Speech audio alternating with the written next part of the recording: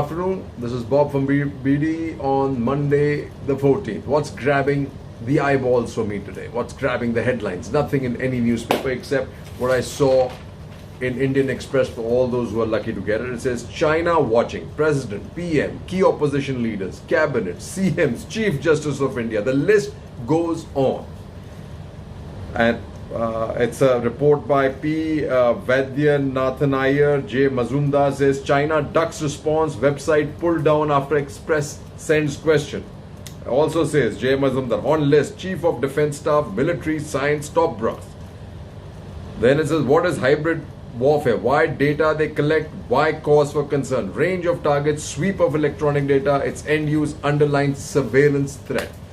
Ladies and gentlemen, anybody who follows my posts would have seen many months ago I had given a red flag based on some articles I'd read in the UK press to say that China was actually using this as a major foreign policy tool where they go and buy influence and corrupt the what I call the quote unquote the opinion makers and decision makers in democratic countries where it's easy to do. Not only because they're open, but because it's all about money in most of these democracies, right? So whether they're professors, whether they're consultants, whether they're editors, and I had pointed out a couple of editors' names and a couple of I think ex-bureaucrats who had said that their articles suggested that they had something to do with China, and I was questioned about it, and I just said, look, it was just a gut feeling. But now, this probably is going to prove me true. Absolutely, that there is a kind of a network of a nexus of folks in Delhi and around India who continue to promote or try and protect China and Chinese interests. After Galwan, it should actually not have happened. Anyway, having said that, let's see what some days ago Saeed General Hasnain said on Sino-Indian border skirmish, war or peace. He talks about India. It opened an unexpected front and proactively beat the PLA to the occupation of dominating features on the Kailash range south of Pangong Tso to secure a couple of advantages. Here, this is why I bring this up, is because I didn't know this either. Why are those points so important? And this is, I guess, for everybody who's hearing me should listen to this. First, these give depth to the Chushul Bowl, currently the nerve center of eastern Ladakh. Second, it gives clear and uninterrupted domination over the Spangur Gap, Spangur Lake, and the PLA's Moldo garrison, the location from which all PLA forces against Chushul will need to spring. Third, it forces the PLA to focus on our current strengths with no immediate flanks for reposit. Important. So this is a very important part, right? We have a complete lock-in of their movement from their major garrisons into Chushul, which is where the theater is. Then he says, judging by the emotive and passionate response from China in the political and military domains this time, the temptation to go over, you can sense that this was an important move that India made. And this is, one wonders why the Chinese didn't do and put their troops in Helmet Top or Rechen La. And he says the only thing, my reasoning only leads me to imagine that it was contempt and a PLA superiority complex which gave it the perception that the Indian side would never have the proactivity or the guts to occupy these features. Fine, that's real good. And that overconfidence is now resulted, as Vikram Sharma writes, morale of PLA soldiers hits rock bottom. Watching their enemies snatch the strategic position they once dominated can hit the psyche of soldiers of any army. Unable to recapture the positions despite being one of the most powerful armies can make them feel miserable. And that, folks, is what we are hearing on the ground as far as the Chinese PLA is concerned. He says, ends it by saying psychologically he hit them hard and they are still looking to avenge it. Due to our tactical deployment, they are unable to come closer. That's what was said. Well, great moves by India.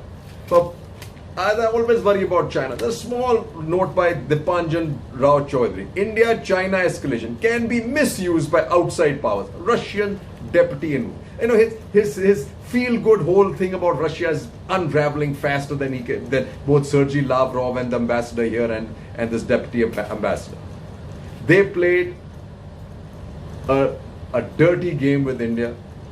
As I said yesterday, a note by Cleo Pascal, that they were themselves had guaranteed India that the troop build-up, and I'll repeat this again, and the government of India must come clean, that they had guaranteed, Russia had guaranteed India that the troop build-up by the Chinese will not move in below the line.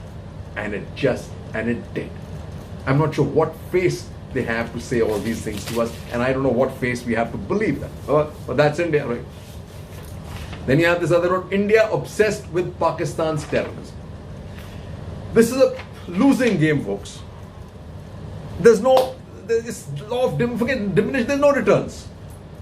Unless you connect terrorism to China and name and shame China as now linked hand in glove with the ISI for promoting terrorism against India.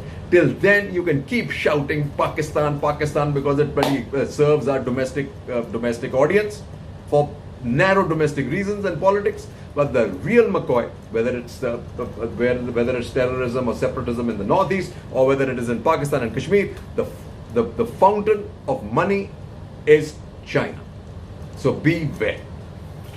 Now, while that's happening, you get deported from Saudi elite terror recruiter held by NI. So at least what we're seeing is this crack that's developing or has developed between Pakistan and Saudi Arabia for sure. And Imran Khan is to blame totally for that. Totally.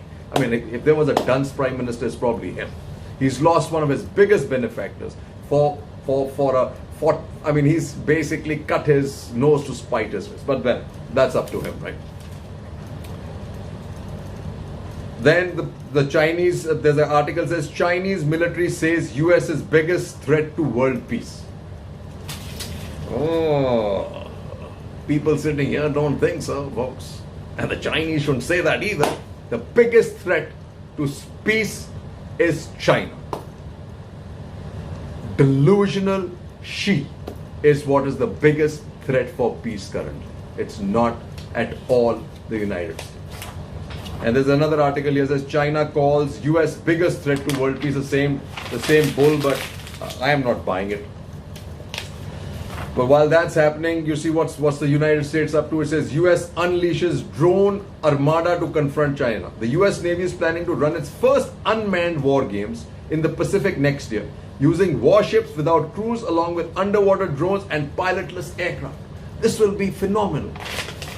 For some reason, I wish India had gotten off this balancing act and aligned with the United States more openly, so that we could be part of this. We could be part of this development. We could be part of the technology and part of this performance. And because remember, the other day there was this huge article where these huge drones had been Pakistan had bought from China, and we are still either negotiating, or DRDO continues to say we'll develop it in the year 2035, as if China will wait for the year 2035 for Atmanirbhar drones to land in India. Let's get real, folks. The threat is at our door. It's right now. It's not in 2035. Okay. And here we have Pompeo tells ASEAN to stand up and act against China, shun its firms. And at the same time today, you actually also have an article where ASEAN ambassadors, our foreign secretary has met all of them. This needs to work in coordination, and we need to pry out some of the ASEAN nations that are sitting on the edge currently. That includes Singapore, includes Indonesia, includes Vietnam, and to a certain extent includes Thailand. Folks. And we need to force multiply with Pompeo and the United States to wean them off the Chinese influence. I'm great that, it seems to be in parallel. You get this report, and then at the same time you have our foreign secretary meeting. It seems to be in parallel. Here we have a report which I said there are two parts of the US economy which are totally floored by the Chinese money. One of them was, like I said, the Wall Street. The other is, as this one's Josh Glancy writes, flush with Chinese money, hypocritical Hollywood leads the charge for diversity. Then you have another report which says Mulan is movie about how much Hollywood needs China, especially now. Hollywood created the invincibility of the United States Army and Marines by depiction in the movies and everything else. There is not a single movie, but every movie, you've got movies across the board where the bad guys are either Russians or the Arabs or the terrorists of that, but none of them have Chinese. Have you ever wondered why? I don't think the United States can actually win unless they control Hollywood or Wall Street. As this report writes, Wall Street strives for star. Last month, BlackRock, the world's biggest asset manager, received approval for a partnership with a state-owned bank in China. Then you have behind the bluster of US-China tensions in the lead up to November presidential elections. The two countries are edging closer in financial services. Then you have Asia chairman of Stuart Alcroft of Citi Trust and Citigroup Unit said there isn't anywhere frankly except China. And then Casey Quirky, a consultancy, estimates that China will overtake the UK as the second largest fund market by 2025. Here, India also needs to put their hand in the ring to improve, to bring all the necessary changes in our financial system, especially the bond market, the long-term market, make our rupee a little freer. We need to capitalize on this money that's floating around again and not allow Shanghai or China to get away with it completely. It still has a head start. But the United States, if it's really serious, besides technology, it really needs to put a little bit of a screw on Hollywood and a bigger screw on the Wall Street banks. Right? But things like I said, US is facing a lot of problems internally. There are protesters clash with Trump supporters. There are militias all over the place. Then there's another report in Los Angeles Times that says Mexicans lash out over water sent to the United States. The border wars on water, which are similar to something that we'll have here. Then there are a report which says China is using its vaccine to win friends. From Asia to Africa, China uses vaccines to win friends. I good luck to the friends because most of these vaccines are untested and untried. An important economic whacked out report, which I think is a future for Indian agriculture. It says India to export pomegranates to Australia to tap growing demand. This is it.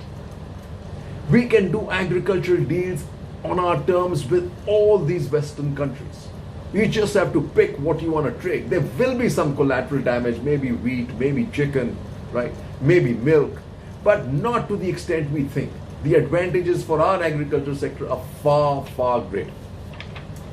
Then there was this report after seeing Adani run away with all the airports, cap on airport ownership likely. After Adani won all 6 airports in previous round, new rules may be enforced before next round of privatizing. What the government should be doing is trying to find out how that ever happened. How did that ever happen? How did Adani win all the 6 airports? That is the point. Not that he won the 6 airports, right? Sad news here is lockdown emerges as the last straw. Farmer suicides adding to India's misery in pandemic. This is reported in the New York Times. This is really sad. But like I said, future for India is here. It's in alternative energy. There was a lead article many days ago on 17th of August where India plans to propose solar bank at ISA event, and I had said to that as long as this bank doesn't have anything to do with China. China should not even be on the board of directors as far as this is concerned. Right? It should be just the democracies, and that should be the qualifying factor in this, not just money. And why it's important? Because energy majors moving from coal to renewables. Then you have Japan's Oryx to buy minority stake in Greenko for 980 million. Then you have green investments to play a big role in economic growth, as true as it can be. And here I say, folks, this is really it. We really need to mesh our dreams of solar and wind with the Western world, including France, Germany, and the United States. Jai Hind. This will drive our economy going into the future.